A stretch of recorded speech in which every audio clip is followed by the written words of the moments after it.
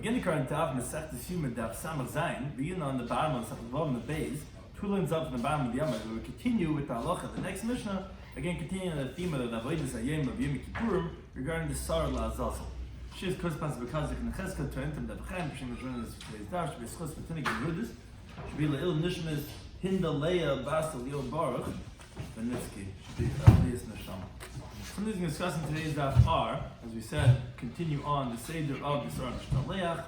We mentioned the measurement called a ris, which as it relates to a mil is 2,000 amas. That's and that in a ris is 7.5. Ris is 1 mil, which again is 2,000 amas, which is the tchum of Shabbos. And the concept of you can't compare someone who has bread in his basket, someone who doesn't have bread in the basket, even if he's not eating, but he knows he has the confidence that he has what he needs in case that happens. So we begin the current Daf, some of them base. Second line up at the bottom of the Yomid, Mi Kiri Yerushalayim, from the Chashuvei, from the respected individuals of Yerushalayim, again, as we mentioned in the previous mission, that we're taking out the Sar La'azazel to take it to the area they're going to throw it off the cliff in the midbar. So the respected ones of Yerushalayim, they would escort that person, whoever it was, whether it be a Kayin or this Ish'iti, whoever it was, Atzukah Rishayna, until the first hut, where they made these huts on the road, and people would live there, and they would stay there from before Yom Kippurim, where they would escort this person, this Ish'iti, the one that was taking the Azazel, from Sukkah to Sukkah. Now, Esa Sukkah is Yerushalayim Batzik.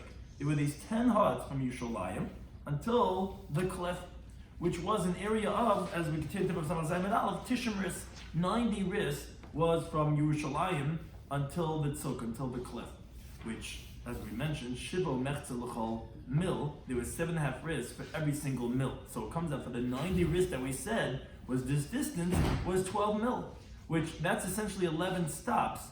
From Yerushalayim to the first sukkah is 1 stop. From sukkah to sukkah until the 10th sukkah is 9 stops. Because if you have bookends, you don't count that. You have 9 travels until the last sukkah. So you have 10 masais, 10 journeys, so to speak. And the last sukkah till the cliff is another one. So it comes out that for every travel from point A to point B is a mil, except for one of them, which obviously has 2 mil, because there was 12 mil in between, and there's 11 stops. So that's what we say in our Mishnah, that they escort him from sukkah to sukkah. Why? Because a mil is a tchum Shabbos, which is 2,000 amas. Except for the last one, which was a distance of 2 mil, and that's actually why our Mishnah is going to say that they would the last person from the last sukkah would escort him a mil and would stand at a distance, and he would see what he's doing from a distance, but he wouldn't be able to take him all the way because for him it was out of the Tchum of Shabbos. As the Mishnah tells us, call sukkah but sukkah emulai. Whenever he would come to every one of the huts, they would tell him, Harei mazon, harei mayim, look, there's food, there's water over here, which Moses is going to explain this concept of, even though he's not eating on Yom Kippurim, but can't compare Misha Yesh Pas Basali, he knows if he needs. Had some get the van and challah and troben, as this beautiful picture has. He has everything that he needs. So therefore, that's why they would tell him this message. Now, malabanois in the sukkah, and they would escort him from sukkah to sukkah. Chos me'achar shebehem, except for the last one, she'enim mekimah litzuk. As we explained, he wouldn't make it to the cliff then because that was a distance of 2 mil, and he's only allowed to walk till 1 mil. Rather, the last one who escorted him would stand at a distance. And he would see a mil away, 2,000 amas away, he would see what he's doing. Now, what actually did he do, this last person, meaning the one who would transport the Azazel, what did he do? So what he did is that he split the thread of this red wool. She must explain why he'd do this. Half he tied onto a rock. And the other half he tied between the horns of the Sar La'azazel. And he threw it backwards. And he rolled down the cliff. He didn't reach even half of the mountain until he got cut up into limbs. Then after he did this shlichus of the Sar La'azazel,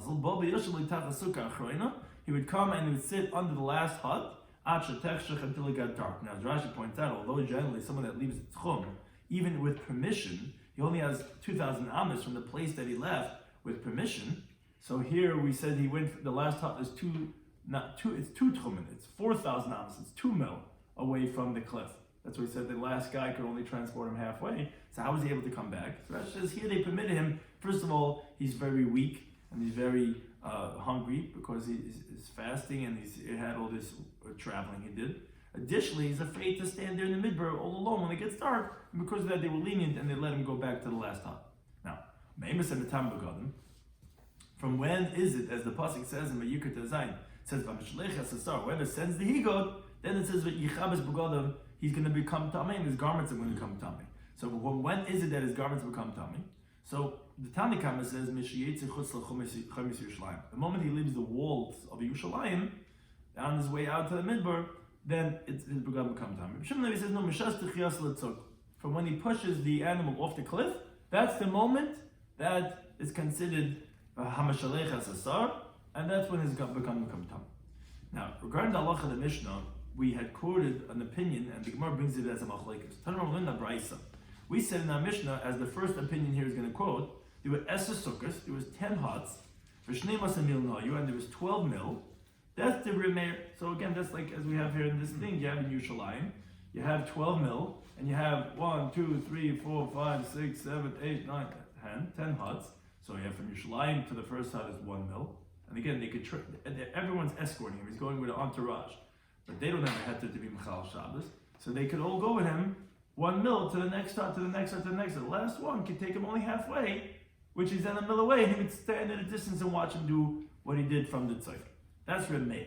Now, however, Rabbi Huda, he says Tesha Sukkot. There was 9 huts, Basar mil, and there was only 10 mil. Meaning he disagrees with the facts. Says from Yerushalayim till the cliff was only 10 mil, and there was 9 huts. Well, that's exactly that each one could go and escort him 1 mil. Even the last guy could actually take him all the way to the cliff. Rabbi Yisim, he says, no, actually there was Chamish Sukkos, there was 5 huts. Asar Milin, he agrees to the previous opinion, there was 10 mil, but there's only 5 huts. Now, each one would be permitted to escort him more than a mil, all the way to the next sukkah. How? Cool, now they Erev. They all made an Erev. So an Erev lets you go, instead of going a mil one way and a mil the other way, it lets you go 2 mil in one direction, because it's as if your Shabbos residence is in the midpoint. So each one would be able to take him a 2 mil, and therefore each one was able to take him to the next hut, even though there was only 5 huts in 10 mil. And like we said, because Bakul not the air, because it was all through an air. Now, Rabbi Yisi, this last opinion, Rabbi Yisi says, Sachli Elazar B'ni, says, my son Elazar B'ni was schmoozing with me. He was like in the kidding type of way, and he said to me, Ta, if you want to use an Erev, Yucholni Lasas Afal Shtei Sukkos Vasor Milan. I could figure out a way. You're coming with a chap, whether it was a chap or that's what they did. There was only 5 huts in 10 mil. He says, I could tell you there would be 2 huts in 10 mil, and still everyone would be able to escort to the next one. He says, why? Because I'll tell you like this. You have the people from Yerushalayim would escort 2 mil, right? Not like this picture. Let's imagine there's only over here, number 4, and a later one. So let's say it was over here at this point. So those from Yerushalayim could go 2 mil, because they made an Erev. And then from the next sukkah, the first sukkah, they could go also escort 2 mil. They could walk 2 mil back this way, which would mean that he'll be escorted for 4 mil. That you could have the first sukkah away from Yerushalayim. Now, the second sukkah will be 4 mil later, after the first sukkah, and some of the people in that second hut would have made an Erev, meaning from the first hut, they would have made an Erev, meaning there's a few people here. Some of them will have been made an Erev this way, to the right. Some of them made an Erev only to the left side, to the other direction. And then there's people in the second hut, some of them will have made an Erev towards the first hut, and some of them made an Erev towards the cliff. So you're covered at a distance of 4 mil from each hut. So it says you only have to make 2 huts, and then you would have gotten the whole 10 mil covered, that he's going to be escorted the whole area.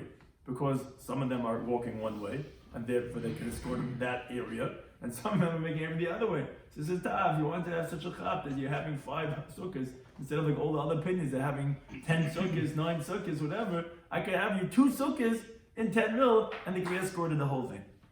Now, it says the Gemara, We had 3 Tanoic opinions, and according to whom is the following brayso that says Chutz me'achron shebehem, he says that everyone would escort the person who is taking their Sam Shleach to the next sukkah, except for the last one, that he wouldn't reach with him to the cliff, rather he was standing at a distance, like we said in the Mishnah. But Rabbi Shloimy would see what he was doing. He says, come on, who's that light? This is Kriya Meir. Because according to Rabbi Yehuda, who says that each one had a mill and there was only 10 mil, and according to Rabbi Yossi, who said that, it was a distance of 2 mil, but there was an Eruv, even the last one would make it to the cliff. It's only going like Rabbi Meir, who he said that no, that there was 12 mil, and each one was a mil away, and the last person was only able to make it to halfway. That brisa is only like Rabbi Meir. And mine doesn't hold with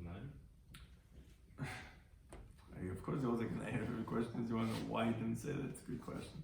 Why didn't the last guy make an Eruv so he can go the other distance? It's a good question. So we continue to look at the Mishnah that said, Al kol sukkah v'sukkah oimeloi. On every single sukkah, there's the famous words that we always say. That on every single sukkah, they would tell Hari Muslim my mind. Oh, let's do essence, do basit thinking this is what they have. Why did he tell me this? Truth is, no one ever that was taking the Solar Zilzal ever needed to eat on this journey, which was Yom Kippur, he was fasting. So why did they tell him this? In the Daimon, you can't compare someone who has bread in his basket to be hungry. Someone who does not have bread in his basket. And that's this famous concept. People say, oh, it's pas masala. You don't have to, but just in case I know that I have, it gives that confidence, that hope, at any second I have what I need. Therefore, that's why they were telling us. Now I said in the Mishnah Mahaya Isa, what would he do? So he would take the red thread, he would cut in half he would put on the rock, half he would put him between the horns of the animal, and he would throw him off the cliff. So the Gemara says, why? Why did you tie it all onto the rock? Says the Gemara, because kiven the mitzvah b'sar, since the mitzvah by the higot to throw it off the cliff, that's what it says, el eretz gezeira, which, as we're going to see on the base, it has to be cut into pieces off the cliff. If you would say that you tie the red thread totally around the rock, then maybe it's going to go ahead and become white before you push the higot off the cliff, and he's going to be at ease, and he's going to calm down from so happy that the string became white, that it whitened the sins of the Jewish people, and he's not going to bother finishing off the job and doing the mitzvah of the higot, because we're done already. Look, we already got the atonement. So therefore, what he does is first he ties the last half between the horns of the animal, and therefore he's looking at the animal because that's what he's engaged with now at the end. So he's not going to stop from pushing it off the cliff, because it's not going to turn white only the part of the rock, because the job's not finished until, it's not going to turn white until everything's finished. So if you're only tying onto the rock, okay, you're finished already, the whole thing is tied on, maybe it'll turn white now. But if you're still tying it onto the animal, it's not going to turn white halfway, and therefore since you're busy with it, so therefore it'll make sure he'll get the job done. It says the Gemara, so then why don't you just tie the whole thing between the horns? Why have to cut half of it, put on the rock? So sometimes what might happen is that the animal, when it's falling backwards, might bend its head under its body, and he's not going to be able to see if the thread became white or not. That was a very big omen for the Jewish people to see if it was white or not, and therefore he would make sure to tie half of the string on the rock so that in case he couldn't see the horns, he would see on the rock if it turned white or not. Now, talking about when the brisa regarding this red thread, that actually Bereshina, this is actually a later stage. But originally, is actually tied this red string al Pesach b'chutz, the antechamber, which is the opening of the Beis Hamikdash, of the edifice. They would tie the red string on the outside. Now, Hilbin, if it turned white, hayismeichen, they were very happy. Lo Hilbin, hayatzevin misbaishin. If it didn't turn white, they were depressed and they were embarrassed. So they didn't want the Jewish people to be in such a state. So they instituted a shiur kosher, and they should tie al Pesach ulam b'fnim, on the opening of the ulam, but on the inside. But people would still be peeking in and looking in to see the chapa glance, to see what was happening. Again, hilben ho yismeich, and if it turned white, they were happy. Lo hilben ho yatzevin, if it didn't turn white, they were depressed. So they instituted out of sight, out of mind. That's not going on over here in the Beis Hamikdash where everyone's crowding around to see the avodas in Kippurim. They instituted that they should tie chetzi b'sela, half on the rock. The chetz ben karnim and half between the horns, and therefore it was a whole different procedure. Now, Amr Reb Nachman bar Papa, B'Shem Reb Elazar Kappa, says B'Rishoina, originally as we said, Hayekoshin Loshen Shel Zahayos Al Pesach Ulme B'Fnim, which was even the second stage. They were tied with the red string on the opening of the Andashim on the inside. Once the Hikot reached to the desert, Hayamalbin it turned white. So then they knew, the mitzvah was done of the Salah Zazel, because that's what all the Averos were dependent on, and then the string would turn white. So like it says the Pasuk in Yeshaya, if your sins are going to be red like crimson, Kasheli Galbin is going to turn white like snow, which that was the almond, the sign of turning white. Now we said in the Mishnah that that the Higo did not reach even half of the mountain that was thrown off the cliff, and it became became cut up into limbs. Now, the following question: these limbs, ma'in bahana. What's the halacha if it's permitted to have benefit from those limbs or not? So machlekes Rabbi Shmuel Chadam Mutar. One says permitted, so one says it's forbidden. The Gemara explains the reason for that machlekes. Mandam Mutar, the one that says permitted, because the pasuk says regarding the azazel, this mishtaleach, it says bamidbar. It says v'shilach esasar bamidbar. You can send the Higot into the midbar, which, as Rashi points out, it's an extra pasuk to expound that this Higot should be hefker like the midbar. The midbar is always the classic sign of something that's hefker. No one's living in the midbar. So that's what it's coming to tell you, that it should be hefker. Therefore, obviously, it's telling us that it's mutter, it's ownerless. Manda Masur, and the one that says forbidden is no, the pasuk says el eretz gezeira. Now, gezeira is generally terminology of being stringent and making things forbidden. A gezeira, a mafta gezeira, right? So therefore, the word gezeira is telling you that it's going to be forbidden. So that's the machlekes. Now, each opinion, how does he explain the other one source? Manda Masur, and the one that says it's forbidden, hay midbar my overlay. What is the word midbar, which, like we said, is unnecessary? It's what's it coming to teach? If it's not going to tell you it's mutter like hefker of a midbar. So it says the Gemara, you need to be the following brisa. You're right, the word midbar is extra because it actually says 3 times. It says hamidbara, bamidbar. It says l'shalach leish l'azaz hamidbara, v'shilach be'at iti hamidbara, and v'shilach esab bamidbar. So you're right, actually it's not only extra once, it actually says the pasuk 3 times. The Rabbi is coming to include that it's not going to be only when the Jews were in the midbar, in the Mishkan, but it's a ribui. Tell you Noiva Givan, when the Mishkan was there, when it was in Shiloi, and then the Beis Halamim, and then the Beis Hamikdash, to tell you that also over there they have the mitzvah of the Sar Lazazel. Now the Idach, what the other Manda Amar, that he says that the Sar Lazazel, when it's cut into limbs, is permitted. So Hai Gezeir my Avadei, what does he do with the other Manda Amar? Gezeir, like which that means it's a Chumrah and an Isurim and that it's forbidden, he also permitted. What does he do with Gezeir? So he means a very different thing that we learned in the following brisa. It says Gezeiram. In Gezerah el chatucha, the word Gezerah actually means to cut. Agoiz the yamsuf l'gzarim. He cut the yamsuf into parts. So it means to say that the cliff has to be sharp in its cut, meaning, and it shouldn't be a slope, a gradual slope. It has to be a sharp cut. That's what the word Gezerah is coming to teach us. That's what the type of mountain it has to be. Or another interpretation is in Gezerah el davam is gaza v'yered. Gezeira is that the salazil has to be something that is cut as it's falling, meaning it has to be cut into limbs as it falls off that cliff. So it's got to be jagged cuts as it's falling down. So either it's the mountain or it's talking about the sar lazazel, but it's they're both referring to interpretations of cutting. Or the ba'achar, third interpretation is actually yes, it's from the word gezeira, like a decree. That is why we're saying gezeira regarding the sar lazazel, because Hashem is saying like this. Maybe you're going to say that this is an empty action. What type of atonement is there by sending a goat off a cliff? What does this cliff help anything at all? That's the part that says, I am Hashem, which is Ani Hashem Gizarta. That's what it says, Eretz Gezer. I'm Hashem who made this decree, and you have no permission to think about it in that way of what's the point of this. Amar Rava, and Rava concludes regarding this machlekes, Rabbi Shmuel, he says, "Mistaber command mutar."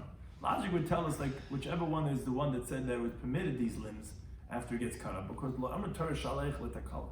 Torah doesn't tell you send it off the cliff for a stumbling block, because somebody's going to be walking in the midbar, he's going to find these limbs, and they're going to say, okay, let me use it for something, let me sell it to a non-Jew, whatever it is, where he doesn't know it's from the Sar. So Hashem's not going to tell you to do something that's going to cause someone a stumbling block, and if it's logical to say that the limbs would be permitted. Now, continue on this theme of the psukim that we brought over here, of sending the Azazel off into the midbar. So the Gemara expounds on the Tanur Banlin the Brisa. The word Azazel tells you shehei az v'kasha. That it should be bold and hard, meaning ale is a terminology of harsh. That's what it has to be for this cliff. Now, Yachal b'yishuv, you would think you do it in the settled area. It's supposed to say no, you do it in the desert. How do you know you do it from a cliff? It has to be a straight mountain, literally like off a cliff. Like we said, it means chatucha, means that it has to be cut, not slope. It's got to be a real cut, a real straight line. Tanya from another brayse that expounds Azazel means kasha shabahar. It's got to be the harshest of the mountains. Where do we see this? Because the mighty ones of the land he took. So the word Az is strong, and El, which Azazel has the word El in there, also means also strong. So the mountain's got to be a harsh mountain. Another interpretation, Tanad Rabbi Shloimy, he says Azazel. Why is it called Azazel? Shemachapra al Maisa Uza va'Azal, that it atones for the actions of Uza, that's Az, and Azael, which these are two destructive angels that came down to the land in the days of Nama, who was the sister of Tubal Cain, all the way early in the world formation in the Torah, where it says in the Torah in the beginning of Bereshit Perek Vav, Yur b'nei Elohim es b'nei Adam, that the sons of God saw the daughters of man, which means the Malachim who came down and what they were mezana. So essentially, what it means to say is that the Azazel atones for Arayas. That's called Azazel, Uza, and Azael, with these two Malachi Chavala. That's why it's the compound of Azazel that atones for Ma'asim Arayas. Now, continuing regarding that, we said one interpretation was the reason why it's called Eretz Gezerah is because it says, yes, it's a Gezerah Mofanai. This is how we do the Stormish Talev. Ani Hashem, I decide, you can't question what I'm doing. So Terminal Linda Bryson expounds on the general idea of this concept. It says a pasuk in Vayikra, Es Mishpatei Tasu. My judgment you should do. Now, Mishpat always connotes things that are straight, logic, and order would dictate to do such a thing, which is Devar Mishal Mali Nechtabu, that regarding things that had the Torah now written it, logic would say that it shouldn't be written. These are what's called Mishpatim. Idolatry, which obviously doesn't make sense, right? Because if God created the world, of course we know that you shouldn't be worshiping any other idols. Bigil Arayis, licentiousness, obviously doesn't make sense. You have an intimate relationship with somebody, you're creating unity, that's creating disunity of going ahead and having relations with other people. The Shricha Dam and bloodshed, obviously the world has to be fruitful and multiply, and killing is the opposite of that. The Gezel and robbing, which obviously is the opposite of order and peace. Ubirchas Hashem, and also blasphemy, cursing God. Obviously those things are mishpatim. Then the pasuk continues says, "Es chukoisai tishmaru," that my statutes you should safeguard. Now the word chayk is like a gezerah from the king, because like Rashi brings a few psukim that chayk just means that this is like Yosef and whatever it is that he made this as a chayk. This is how it is basically. That's the word chayk means, like from the word of chukah, carving in. This is not like writing on top. This is carved in. What does this mean? That it's a chayk in the melech. These are related to dvarim shasatan, regarding things that the Yetzer Hara are meshabalim, that he responds and he wants to mislead the Jewish people, saying, "What is this? Torah is not true. What's the point of these things?" That's why it says, "Chayk ani Hashem gezarti aleichem." And these are the following examples: achilas chazir, not eating swine; levish shatnez, not wearing linen and wool mixed together; v'chalitzas yavama, to have his brother-in-law, if he died without any children, to do chalitza to the wife, or taking off her shoe and spitting in the shoe. Come on, do me a favor. You know, V'taz Mitzayra, the purification process of Mitzayra, we got to take birds and throw them away. You know, V'samish Taleach, which that's one of the cases we mentioned before, that and sending off the he-goat, throwing it off a cliff. I mean, this is Yiddishkeit. Maybe that they say that these are acts of vanity, these are crazy, empty actions. It's going on Chukaisai, which is as Chukaisai Tishmeru Ani Hashem, which Ani Hashem Chakaktim Am Hashem, that I carved this out, I decided this, I decreed this, and you have no permission to contemplate it. I'm obviously greater than you, and obviously your thoughts are not like my thoughts, and hence those are what's called Chukim, and the Samash Shaleach is one of them, according to like what we said, that's what Alef Kazera comes to tell us.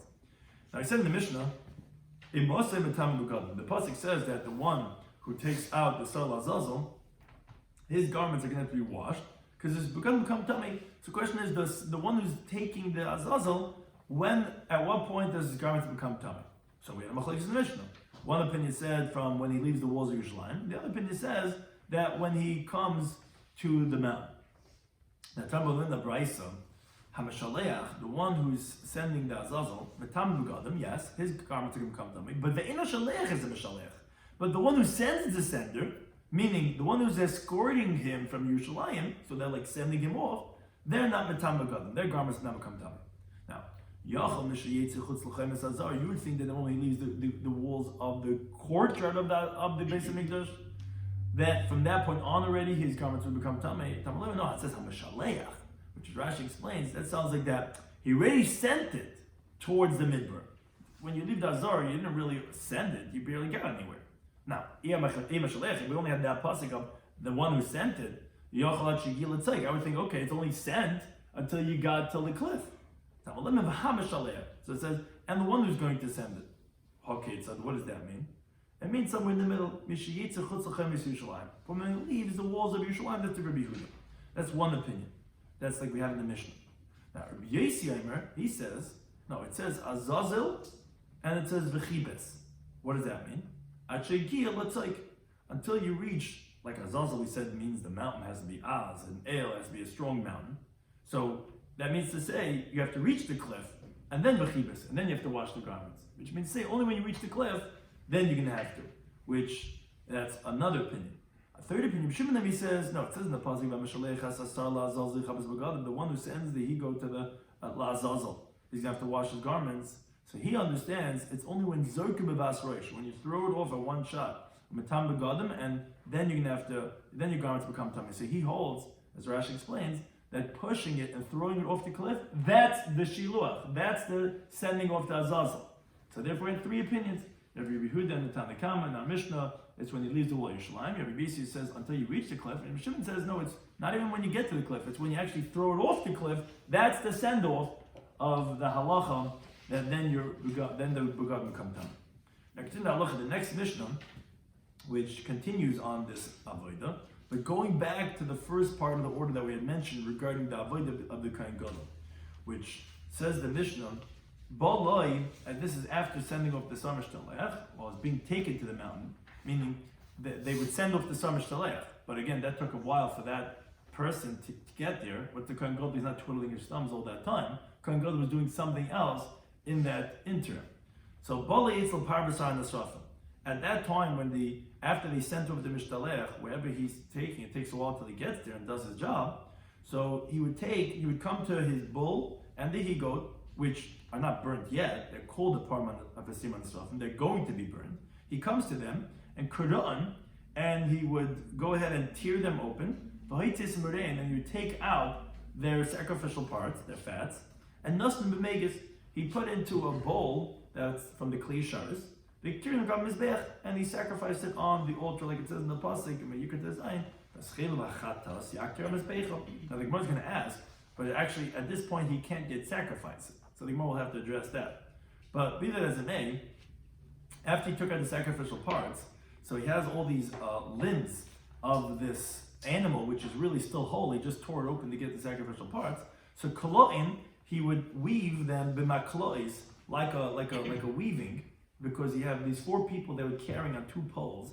You have two people in the front and two people in the back, and they're carrying these poles side by side. You had the bull and the he-goat that was put onto these poles.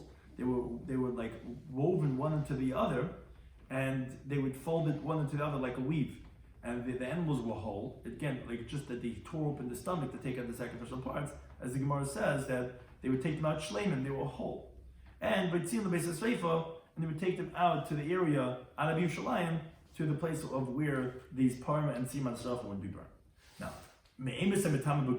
don't get confused from the previous Mishnah. We were speaking about when the one Mishaleach, his garments become tamei. He was talking about the parma and the siman srafa, the sar Hashem, not the sar Zazel, and the power of the Kohen Gadol. Here also the pasuk says whoever was engaged in burning the parma and the srafim, it says whoever burns them has to wash his garments. So for when would their garments become tamei? So here we have machlekes. Tanakama says, the moment he leaves the wall of the azara, they wasn't explain why that would be, but the moment he leaves the azara, then his garments will become tamei. Shemnami says, no, when the fire takes a hold of the majority of these animals, which that's what it says, when it burns them, then you have it begotten. So when the majority of it is on flame, then he would have to wash his garments. Now, the Gemara asked that we said in the Mishnah that he would, when they sent off the Ish Iti to take the Sar Lazazel, so then the Kohen Gadol went back after he did his vidu and they sent off the Azazel. He goes back to his Param Siman Srafim and he would tear it open and he went to sacrifice those sacrificial parts. Says the Gemara, you really think to say, now this is the way Rashi learns it. Tais has a different gear, so that the question, which Rashi is not that the gear, but Tais says you could have it, that the question is, you really think they put it in a bowl? You think it's an obligation to take it with a bowl to the Mizbeach? When you take it up to the top of the Mizbeach? That's what Tais is explained. But Rashi, as the gear that we have, it says that the question is that you think right now he's going to sacrifice it, but he's still wearing the white garments. If you recall, everything we said up until now in the Mishnah, he had taken the bloods of the par and the sar, and he after the Ketairis, he went and did the bloods, and then he came out, still wearing the white garments, and he went and he did his vidui on the sar lazazel, and he sent it off. So he's still wearing his white garments. He still has to read the parshiyos of what we say in Achrei Mois and in Emor with these begadim, and only then will he table and put on the golden garments where he's going to sacrifice his ram and the ram of the people, which that's done in the Azara. Then he's going to table a second time to take out the spoon and the pan of the coals and the frankincense and of the incense. Then he's going to table a third time for the Mesafin and the Emurim of these Chatoyas and the Tamid Shal Bin Abayim, as we learn later on the Perek. So what do you mean, Viktiran? He's not burning this right now. This is much later in the day. So how are you saying Viktiran? So this is the Gemara. No, the word should be Lihaktiran, like Avazbech. We said he would put into a bowl to then, when the time reaches, to sacrifice on his Mizbeach. But you're right now he's not burning right now because this is much later in the day than he would do it. Said in the Mishnah that Kloin b'maklois, that these Parman Siman Sofim, when they took him out of the Azara to be burnt Chutz Lamachna, they would weave the animals together like roping them together. And it says min kliya, like a weave. Now Tanya learned in the Brisa that Lo hayu menaschan, the ones who went to burn these Parman and Seir Manasrafim, they wouldn't cut up nituach of cutting a bus or oilam, like when by an oilam, a totally burnt sacrifice, which also totally burnt, they would first skin the animal before they would dismember it. Like it says in the pasuk in the beginning of Yikra, v'hifshit b'nitach. You would skin it and then you would dismember it, which means cutting up into length. Here they wouldn't do that. Rather here, they would leave the skin on top of the flesh and they wouldn't skin it. Now, says Yoma Daf, where do we know this from? That is the halacha here by the Parman Siman Sofim. So you want to tell me, learn the Brisa. Rabbi Shloimy says, never come. It says over here by the par and the sar b'Yom Kippurim. It says, the hide, which is the skin, ubasar, the flesh, uperish, and the waste matter. Like it says, as osam, as pesar, as pirsham. Now, Manela Hal, it says over there by the par kohen Mashiach, by the kohen gadol, when he does navera, it says, ubasar parish. Like it says in the Yikadal, ves hapar, and the skin of the bull, ves kol pesar, and all its flesh, al roishay, on its head, al krav, on its knees, v'kiba, and its intestines, uperish, and its waste matter. So both of them say that regarding burning the skin, the flesh, and the waste matter. So what are we learning out? As we continue to have some Ches and Alf. Just like over there, by the Par Kohen Mashiach, you dismember the limbs, but it's not by skinning, as the Gemara is going to shortly explain. How do you know that by Par Kohen Mashiach that you're learning to the Par Basar Yom Kippurim? So Afkan, so over here, like it's also by dismembering it, not by skinning it. Says how do you know by Par Kohen Mashiach? By the Kohen Gadol when he does Naver to compare it over here. Oh, Tanya, because we learn in the Brisa. Says in the pasuk, "V'kirbay and its intestines, upirshay and its waste matter." That's what you do by the Par Kohen Mashiach, which is also from the Hanisrafim, which are burnt out of the mouth. And it says V'haitzi, you take it out, and as you take it out as one, which teaches you comes to teach you that you take out the intestines with the waste matter intact as one. Now, Yachal Yisrael Hashem, you would think you're also going to burn it intact. No. Nemerkana says over here, it says over here by the Par Kohen Mashiach, its head and its knees. V'nem alam says over there by the oila, which is not the exact words, but Rosh Hashanah says over there also the head and the knees to teach you malan on the nitov, just like by the oila, which it says Rosh Hashanah, and here it says Rosh Hashanah by the Parbar Kamashir. And just like by oila, we know that it's dismembered because the pasuk says explicitly by the oila it's dismembered. Avkan al the nitov, so over here by the Parbar Kamashir, it's going to be you're going to burn it by first dismembering it. Wait a second, so you're comparing to the oila.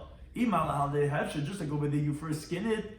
Afkan so over you're going to first skin it. No, Tamalema teaching the pasuk the kirboy umpirshay, its intestines and its waste matter. So the pasuk is telling you ve'es or hapar, ve'es kol besara, the skin of the bull and all its flesh. So and this is how Rashi learns it. Places it learns a little bit more direct, but the pasuk compares taking out the skin and the hide to taking out its intestines and its waste matter. Because it's saying, Ora Parvas Kol Basari, and it's also saying, Kirboy Upirshai. What's that comparison? My Talmudah. So Amar Papi says, it's teaching you the following idea. Kishem Shepirsha the Kirboy, just like the waste matter is inside its intestines, you're not taking that out, because it'd be disgusting. So, like Tai says, the Gnai Hayalisra if HaPerish with Neazma would be disgraceful to burn the waste matter by itself. So too, the flesh is in its skin. So just like we're saying kirboy upirshai, and we're saying basar va'ayrai, so it means the flesh is in the hide, just like you're saying that the waste matter is in the intestines. And it's saying v'haitzi basaraf. So just like when you're taking it out, it's the flesh and the hide, so when you're burning it, it's going to be the same thing. It's going to be the flesh and the hide, which obviously means to say that you're not skinning it, because if you would, then you wouldn't have the flesh and the hide. That's what we're comparing the waste matter to the intestines. The same idea that it's going to be dismembered. That will learn from the oila, but it's not going to have the halacha being skin first. Thank you to any time for hosting.